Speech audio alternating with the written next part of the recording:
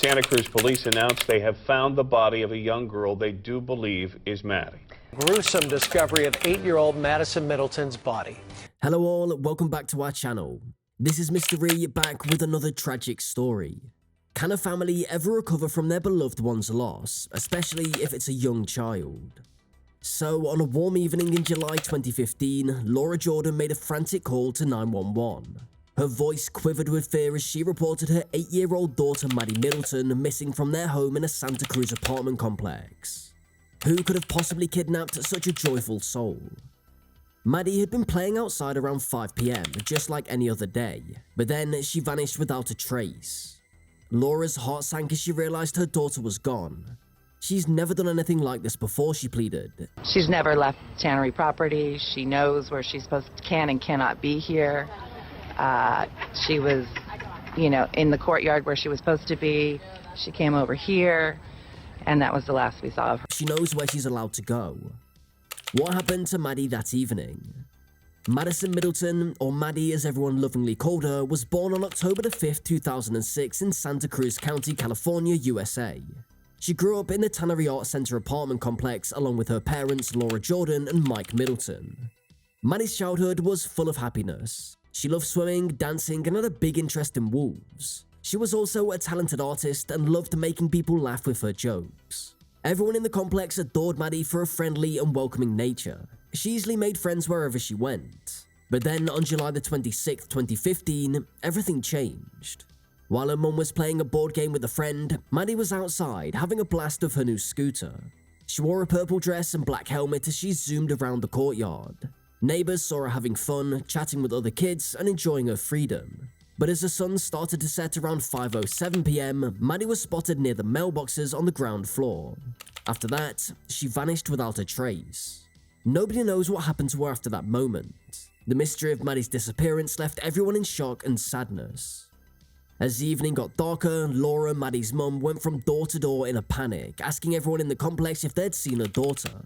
Each closed door made her more worried. Maddie wasn't the type to wander off alone or talk to strangers willingly, so Laura's anxiety grew with each unanswered door.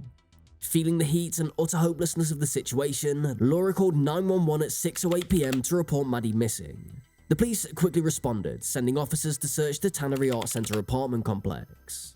They searched everywhere, even showing pictures of Maddie to help find her. The community came together too. Hundreds of volunteers, including friends, family, and even some homeless people from Santa Cruz, joined forces to search the neighborhood. From the riverbanks to the shoreline and the mountains, everyone was determined to find Maddie and bring her home safely. Recognizing how serious the situation was, the sheriff's office called in their search and rescue team to help with the search operation the same evening. Additionally, a special team of search and rescue dogs, trained by the state's emergency services office, joined the search late into Sunday night. The Santa Cruz police, along with other agencies, kept working tirelessly. Detectives followed every lead they could find, but despite their hard work, they didn't find any big clues. Realizing they needed more help, the Santa Cruz police called the FBI to join the search. The FBI quickly sent agents and resources to help. With the local police and federal agents working together, the search intensified. Everyone was determined to find Maddie and bring her home safe. On Monday, July 27th, the search continued. The Santa Cruz police, FBI, and search teams from nearby areas kept looking.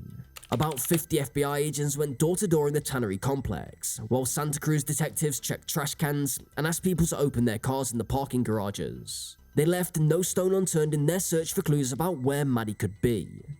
By 11 AM, Maddie's disappearance was officially classified as a missing person case. She's an 8-year-old little girl, so, it would be ambitious for her to run away. As the 24-hour mark approached, law enforcement decided to focus their efforts on the apartment complex itself. They searched the buildings more thoroughly, hoping to find any important clues. Then at 7:55 PM on July the 27th, the exhaustive search came to a tragic end. When Maddie's lifeless body was found hidden in a bag inside a recycling bin in the garage of the apartment complex, it was a heartbreaking and difficult moment for everyone. The officers were deeply saddened by the discovery. A body believed to be that of 8-year-old Madison Middleton was found in a dumpster almost 24 hours after she disappeared near her home. After finding Maddie, the police said they'd taken a 15-year-old boy into custody. Police also say they have taken a 15-year-old boy into custody, believing that he is the killer. Discovered her body inside that dumpster. They say the accused teenager was standing right nearby. He was arrested immediately. He was around when they'd found Maddie, but they didn't say why they arrested him or who he was. This left everyone feeling confused and wanting answers. The only clue they had was footage of the boy's mum looking upset when he was taken away for questioning, but many important details like how Maddie had died and why were still a mystery. During a press conference the next day, the police chief told reporters after questioning the teenager was charged with Maddie's murder. The chief said Maddie had gone into the teenager's apartment where something terrible had happened. The investigation showed that it happened there on the same night. After the press conference, hundreds of people came together for a candlelight vigil to remember Maddie.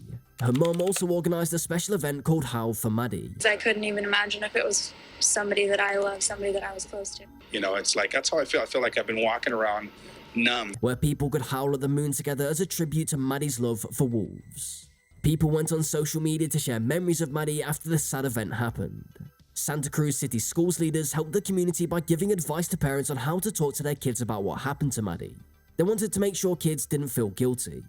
And the Santa Cruz County District Attorney says there are some circumstances to this case that will allow this teenage boy to be charged as an adult. His name was Adrian Jerry A.J. Gonzalez, and he lived near Maddie. Adrian had a tough time growing up because his parents had got divorced and they had money problems. His mum struggled to find a steady job, so they had to rely on food stamps for a while. Eventually, she found work at a healthcare centre and later at a Dollar Tree store.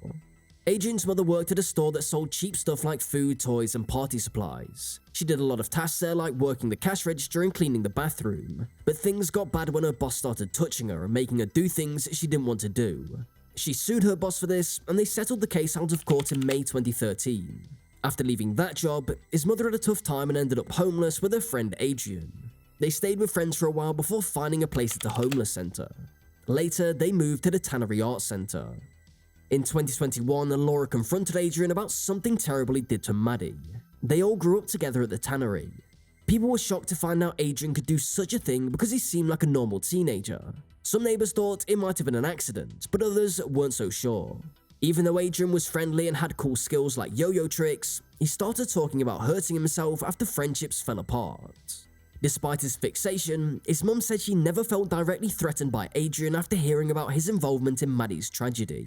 She looked back at old Facebook messages and found some unsettling ones. Adrian wrote things like, "I'll be gone eventually and something big will happen in high school." In his police interview, Adrian confessed to luring Maddie to his apartment by saying he had ice cream. Once she was inside, he restrained her and hurt her badly. He then put her body in the bin downstairs. It's shocking that Adrian was one of the people helping search for Maddie. He kept asking neighbours and the police about the progress of the search. Even scarier, Adrian said that he did this to see how people would react. He said he was thinking about hurting himself and did this awful thing to test people's reactions. When Maddie's body was found, Adrian tried to run away. In court, Adrian wore a green shirt and khaki pants. He seemed serious and said yes when he asked if he'd wait for a trial. He didn't plead guilty that day. He got public defenders to help him. In August 2017, they decided Adrian should be tried as an adult. The judge said Adrian seemed smart and knew what he was doing. He also said Adrian's crime was so bad that he should be tried as an adult. Maddie's family and supporters were relieved by this decision. They cried tears of joy.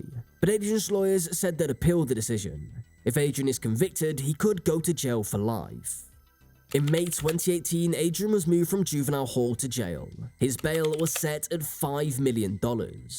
In 2019, a law was passed to stop kids under 15 being tried as adults. California's Supreme Court rules to uphold a 2018 law preventing juveniles from being tried as adults if the crime happened when they were 14 or 15 years old. Sadly, in another sad twist, Maddie's ashes were stolen from her dad's car by a thief. Her ashes haven't been found yet. It's a heartbreaking situation. Later on, a judge said the law wasn't right. Adrian's lawyers asked the state Supreme Court to look into the law again. They hoped that if the court said the law was okay, Adrian could go back to the juvenile system. But in February 2021, the Supreme Court said the law was okay, so the judge had to move Adrian's case out of the adult court. In April 2021, Adrian's case went to juvenile court and he admitted to all the charges against him. During his trial, Maddie's dad Mike talked about how much he missed her.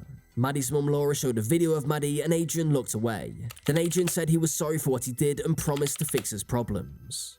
Adrian got sent to a juvenile facility and might be out in a few years, but he has to stay there until he's at least 25. He also has to register as an offender and pay money to Maddie's family. Maddie's dad thought Adrian didn't seem sorry enough. Maddie's grandma said it felt like a joke that Adrian might get out of jail. It's not clear if Adrian will be released when he's 25. Maddie's family will always feel the pain of what happened. People wonder if the authorities handled Adrian's case right, and how the justice system can do better for young people who commit serious crimes. What's your thoughts on the motivations behind such a heinous act? Share your views in the comments below, and don't forget to subscribe for more deep dives into true crime.